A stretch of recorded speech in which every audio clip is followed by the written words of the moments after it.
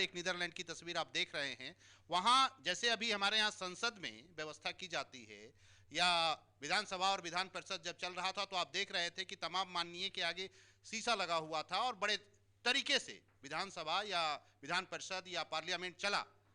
तो ये व्यवस्था नीदरलैंड में विद्यालय में, जिसका अभी जिक्र संजय जी कर रहे थे, हाइजेनिक तरीके से हम कर सकते हैं और मुझे लगता है कि ये गवर्नमेंट कर सकती थी लेकिन की नहीं।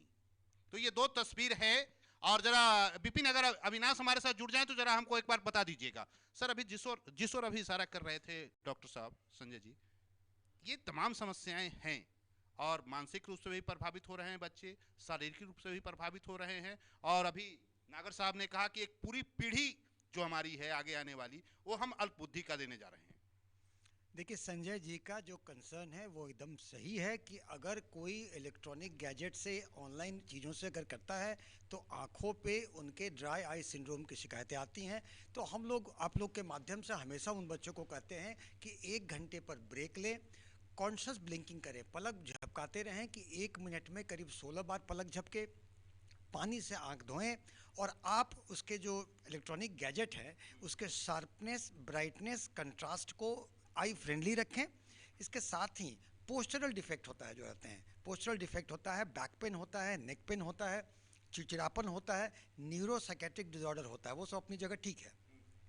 लेकिन हम लोग बैलेंस मेंटेन करते हैं, क्राइसिस मैनेजमेंट ग्रुप में रिसर्च करके बैलेंस मेंटेन करते हैं कि जहां बहुत ही ज़रूरी हो वहीं रिस्ट्रिक्शंस करते हैं। क्योंकि आप देखे होंगे इस बार दुकानें भी एक समय तक खुली रहीं और जीवन भी देखना है, आजीविका भी देखनी है, दोनों का सम्मिश्रण करके क्राइसिस। ये जो बच्चे हैं, जो अभी हम 3 साल के बाद जो हम वो बच्चे बाहर जाएंगे, उनका तो आजीविका प्रभावित होगा, इससे तो कोई इनकार कर नहीं सकता साहब।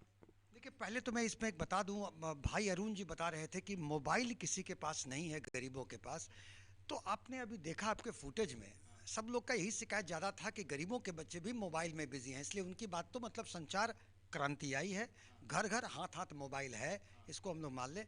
इसके साथ ही निश्चित ही क्राइसिस मैनेजमेंट ग्रुप की जो 5 फरवरी को बैठक होगी, 5 फरवरी संभवतः सरस्वती पूजा होगा, तो इसमें डिजीज़ का प्रसार ना हो इसके लिए सोच के किया हो गया नहीं कह सकते हैं। निश्चित ही ऐसी रिकमेंडेशन आएगी, क्योंकि क्योंकि टीकाकरण से अब सरकार के काम से, आप लोग की जागरूकता से हम कोरोना के तृतीय लहर पर करीब करीब विजय प्राप्त कर चुके हैं। तो ऐसे में रिकमेंडेशन आएगी, शिक्षण संस्थानें खुलेंगी।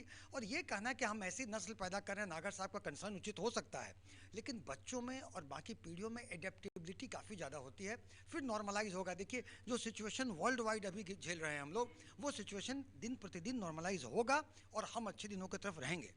मिश्रा जी, जिस ओर अभी नागर साहब इशारा कर रहे थे और डॉक्टर साहब अभी बोल रहे थे, संजय जी, जो पीढ़ी अभी है, ये 3 साल तकरीबन हमारा तो गया, जो बच्चे जो थे 3 साल पढ़ाई से वंचित रहे, क्या भविष्य में उसके जीवन पर, आजीविका पर प्रभाव पड़ेगा, इसका असर पड़ेगा? एक्चुअली संजय साहब और डॉक्टर साहब ने जो बातें कही अक्षरशः बिल्कुल सत्य है सर। मैं 100% इस पे एग्री करता हूँ। बिकॉज़ जब वह ऑनलाइन क्लासेस में बच्चे बैठते हैं तो जो ड्राई आई सिंड्रोम्स की बात डॉक्टर साहब ने भी कंफर्म किया, that is universally being found to every childrens actually.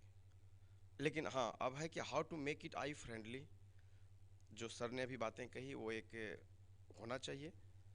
लेकिन सर वही जो बार बार जो इक्विलिब्रियम की बात आती है, ज़िंदगी बचाना ज़रूरी है, आजीविकाएं तो सर मिलती रहेगी। और जो संजय साहब ने भी आज से 1 सप्ताह पहले पूर्व आरबीआई गवर्नर